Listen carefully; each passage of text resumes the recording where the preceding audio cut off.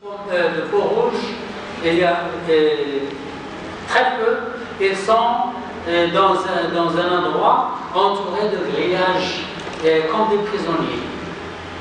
Les Américains, les vrais Américains maintenant sont comme des esclaves aux États-Unis maintenant, au XXIe siècle.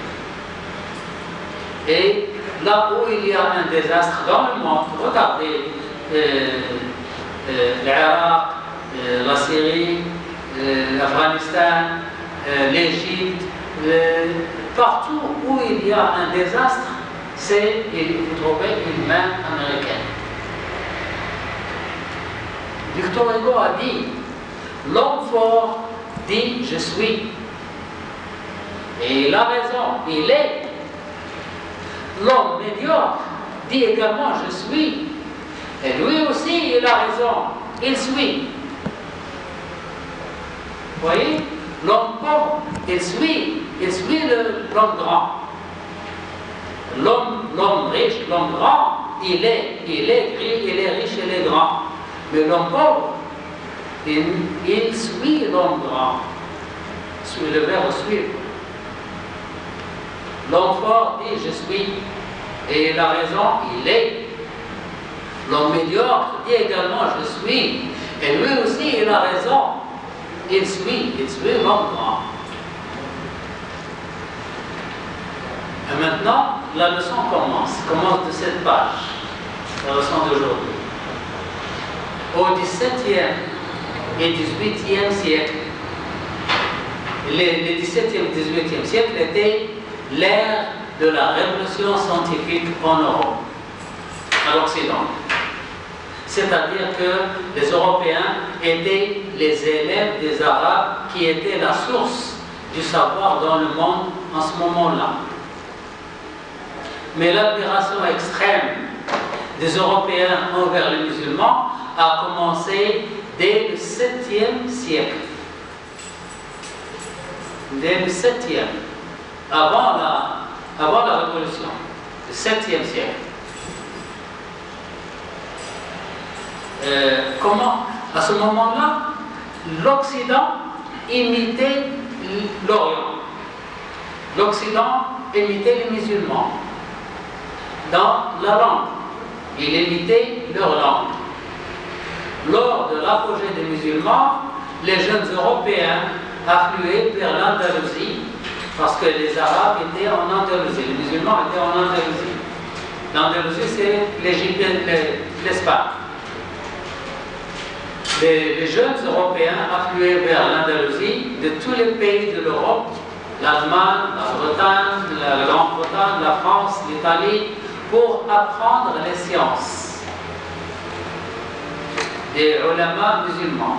L'arabe, en effet, était la langue qui véhiculait toutes les sciences. Toutes les sciences étaient étudiées en arabe. Donc les Européens sont venus en Andalousie pour apprendre la science en arabe. Chaque étude, comme les Arabes maintenant, les musulmans maintenant, qui vont à l'Occident pour apprendre les sciences dans les langues occidentales. L'arabe, en effet, était la langue qui véhiculait toutes les sciences. Chaque étudiant devait alors apprendre la langue arabe pour pouvoir apprendre les sciences modernes. Quand le jeune Européen revenait chez lui, c'est comme au Maroc. Prenons le Maroc comme exemple. Quand le jeune Européen revenait chez lui, il se vantait devant ses amis d'avoir fait ses études dans le pays musulman. Comme maintenant au Maroc, on se vante d'avoir fait des études en Amérique ou en Europe. Et ceci était considéré comme symbole de grande fierté. Il faisait intervenir des mots arabes dans son discours. Comme maintenant on parle arabe, et de temps en temps on utilise des mots ou bien français, ou bien anglais, ou bien allemand. Il faisait intervenir des mots arabes dans son discours. Ce qui avait provoqué l'Église, regardez, ce qui avait provoqué l'Église qui commençait à les menacer, de les priver du paradis. L'Église disait, si les jeunes continuent à utiliser l'arabe dans leur discours, nous allons les priver du paradis, ils n'iront pas au paradis.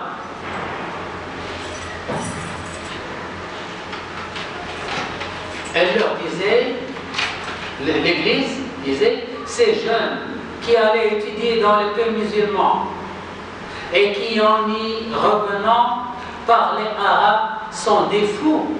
C'est-à-dire qu'ils font cela pour montrer aux autres qu'ils avaient fait leurs études dans le pays musulman. Ces jeunes fous, s'ils ne cessent pas d'agir ainsi, l'Église les sanctionnera en les privant du paradis.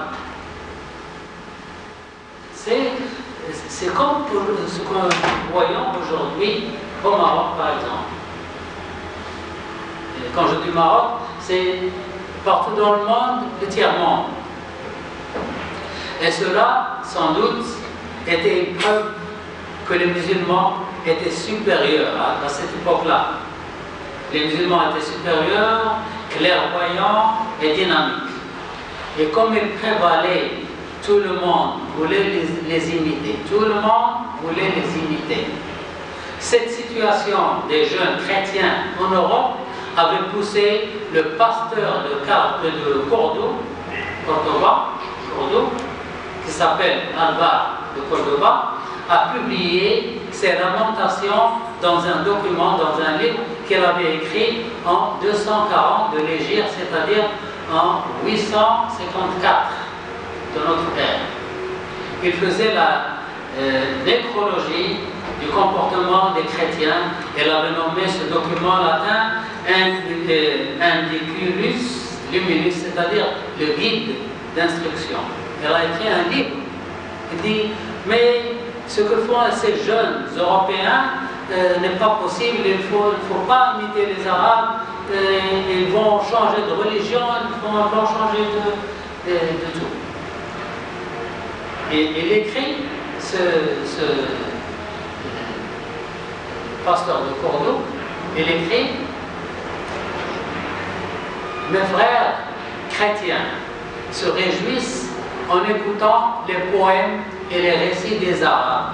Eux, ils étudient leurs livres des ulama et des philosophes mohammediens, non pour les exécuter, mais pour accéder à un style d'arabe correctement bien fait. Où peut-on trouver maintenant en Europe, où peut-on trouver maintenant un savant chrétien qui lirait les commentaires latins concernant les livres saints? Où pourrions-nous trouver quelqu'un qui étudierait